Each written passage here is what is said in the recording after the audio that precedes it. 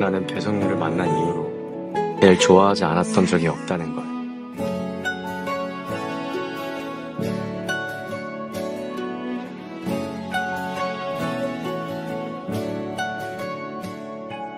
ঠিক এমন এভাবে তুই থেকে যা স্বভাবে, আমি বুঝেছি ক্ষতি নেই আর তুই ছাড়া গতি নেই।